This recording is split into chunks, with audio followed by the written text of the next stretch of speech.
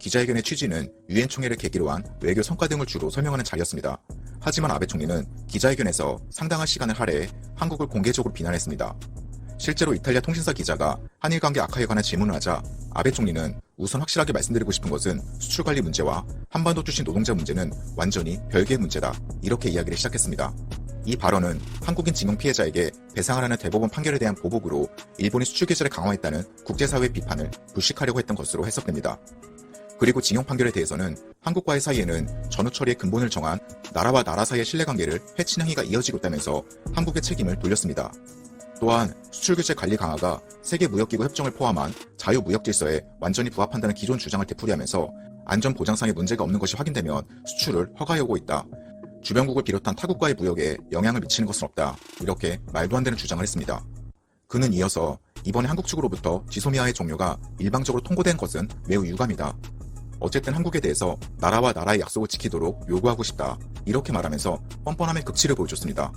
결국 아베 정부가 그동안 공개적으로 밝힌 내용을 고려해보면 최근 한일관계 악화의 책임이 한국에 있다는 주장을 다시 한번 강조한 겁니다.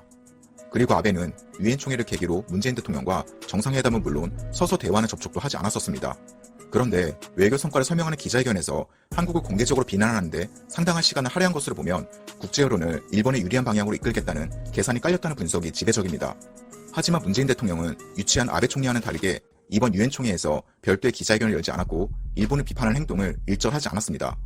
청와대 설명에 따르면 문재인 대통령은 유엔 총회를 계기로 한 미국 방문 중에 트럼프 대통령과 회담을 했지만 한일 관계는 의제로 다루지 않았다고 밝혔습니다.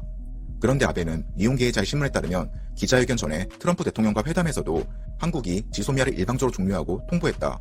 한일 청구권 협정 위반이 계속되고 있다. 이렇게 한국의 책임을 돌리면서 기자회견에서 말한 내용을 그대로 트럼프한테 고자질하듯이 전했습니다. 여러분, 요즘 아베가 하는 행동들을 보면 참 기가 막힙니다. 일본 국민들은 태풍 피해로 정전과 단수의 고통을 받던 말던 신경도 안 쓰고 럭비 월드컵이나 홍보하고 있고 전 세계에서 보는 기자회견 자리에서는 한국이 잘못했으니까 우리 편 들어달라는 식으로 유치하게 떼나 쓰고 있습니다.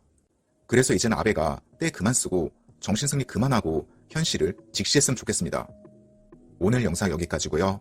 영상이 도움되셨다면 좋아요, 구독 부탁드리겠습니다.